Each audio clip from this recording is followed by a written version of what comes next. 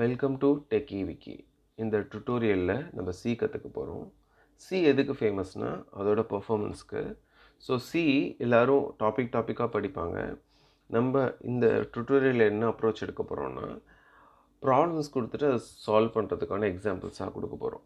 So அது எது மாதிரி ஆர்டர் பண்ணியிருப்போன்னா, ஒரு லாங்குவேஜ் கற்றுக்கிறது எப்படி கற்றுக்கிட்டா ஈஸியாக இருக்குமோ ப்ராக்டிக்கலாக, அது அந்த அப்ரோச்சில் எடுக்க போகிறோம்.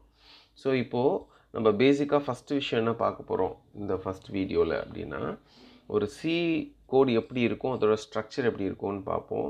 அப்புறம் கோட் ஃப்ளோ எப்படி இருக்குது, எங்கேருந்து எக்ஸிக்யூஷன் ஸ்டார்ட் ஆகும்னு பார்ப்போம். அப்புறம் அவுட்புட் ஆப்ரேஷன் printf மூலியமாக எப்படி பண்ண முடியும் அப்படிங்கிறத பார்க்க போகிறோம். ஸோ இதுதான் இந்த வீடியோவில் நம்ம பார்க்க போகிறது. வாங்க போகலாம். ஒரு பேசிக் அசம்ஷன் என்னென்னா, உங்கள் சிஸ்டமில் ஏற்கனவே சி கம்பைலர் இன்ஸ்டால் ஆகிருக்குன்ட்டு அஸ்யூம் பண்ணிக்கிறோம். அதுக்கப்புறம் உங்களுக்கு கோடிங் சுத்தமாக தெரியாதுங்கிறதுல தான் ஸ்டார்ட் பண்ணுறோம். உங்களுக்கு அந்த சி இன்ஸ்டால் ஆகாமல் இருந்ததுன்னா கமெண்ட்ஸில் சொல்லுங்கள், நான் உங்களுக்கு அதுக்கான வழிமுறையை சொல்கிறேன். இப்போது சி இருக்கா இல்லையான்ட்டு பார்க்குறதுக்கு எப்படி பார்க்கணும் ஒரு லினக்ஸ் சிஸ்டம்லன்னு பார்ப்போம். இப்போது வந்து ஜிசிசிங்கிறது தான் அதோட கம்பைலரு. இப்போ நம்ம அதை ரெண்டு விதமாக பார்க்கலாம். மேன் ஜிசிசின்னு சொன்னோன்னா இப்போ இருக்குது, அது உங்களுக்கு வந்துருச்சு. ஸோ இன்னொன்று விதமாக பார்க்கலான்னா விச் ஜிசிசின்னு சொன்னால் அது எந்த இடத்துல இருக்குதுன்னு பார்த்து சொல்லும். ஸோ இது இப்போ என்னோடய சிஸ்டமில் சி கம்பைலர் இருக்குது. இப்போ வாங்க நம்ம ப்ரோக்ராம் எழுதுவோம். ஸோ ஒரு பேசிக்கான ஹலோ வேர்ல்ட் ப்ரோக்ராம் தான் எழுத போகிறோம், பார்ப்போம். இப்போது இன்க்ளூட் பண்ணுறோம்.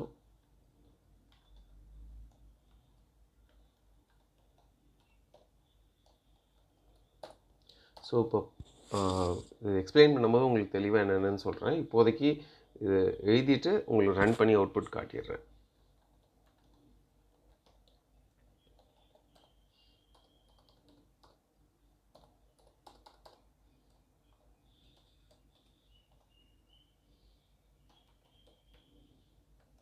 printf மூலிமா பிரிண்ட் பண்ண போகிறோம் ஹலோ வேர்ல்டு.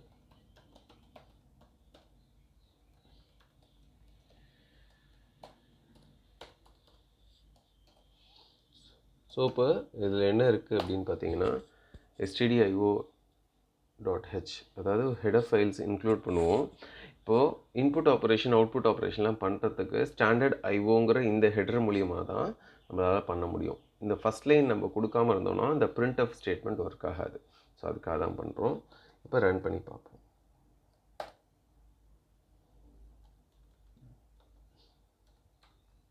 இப்போது ஜிசிசி அப்புறம் அந்த சி ஃபைலை கொடுத்தோன்னா இது நமக்கு ரன் ஆகும். இது ரன் பண்ணுறதுக்கு முன்னாடி இப்போ என்னென்னலாம் இதில் இருக்குதுன்னு பார்க்கலாம். இப்போது test.c தான் இருக்குது, ஒரு HTML ஃபைலும் ஒரு இமேஜும் இருக்குது. ஸோ இப்போ நம்ம ரன் பண்ணிட்ட அப்புறம் என்னென்ன ஃபைல்ஸ் க்ரியேட் ஆகுதுன்னு பார்க்கலாம். ஸோ இது இப்போ கம்பைல் ஆகிடுச்சு.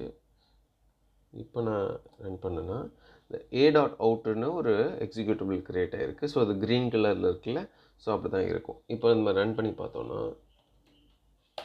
பார்த்திங்கன்னா இந்த ஹலோ வேர்ல்டுங்கிறது இங்கே பிரிண்ட் ஆகிடுச்சு. ஆனால் இப்போது நம்ம எக்ஸிக்யூட்டிபிள் a.out தான் வைக்கணுமானா இல்லை, நம்ம அதை ரீநேம் பண்ணலாம். ஸோ அது ரன் பண்ணுறதுக்கு நம்ம இஷ்டத்துக்கு அதை எக்ஸிக்யூட்டிபிள் நேம் வைக்கணும்னா அதே இதை வருங்க ஜிசிசி டெஸ்ட்டு. இப்போ என்ன பண்ணலான்னா -1 அவுட்புட் ஃபைலு. இப்போ நம்ம வேறு எது வைக்கலாம். இப்போ என்ன பண்ணலாம், டெஸ்ட் டாட் சும்மா அவுட்னு போட்டால் இப்போது அதுக்கானது வந்துடும். இப்போ எல்எல் போட்டால் பழைய a.outடும் இருக்கும், test.outடும் இருக்கும்.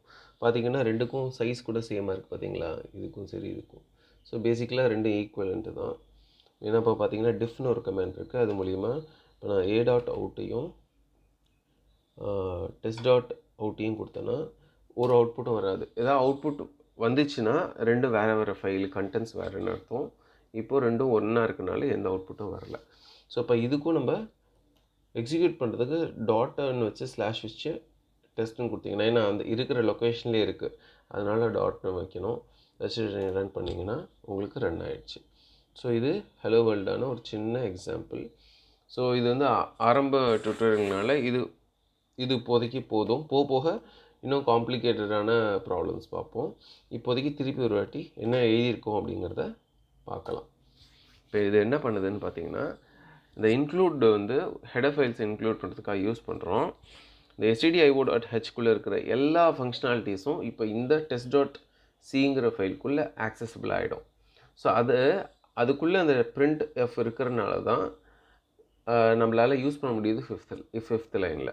இப்போ ரெண்டாவது விஷயம் பார்த்தீங்கன்னா, ஒரு இந்த சி ப்ரோக்ராமில் ஸ்ட்ரக்சர் பார்த்தீங்கன்னா ஹெடர் ஃபைல் இம்போர்ட் பண்ணுவோம், அப்புறம் மெயின் ஃபங்க்ஷன் இருக்கும்.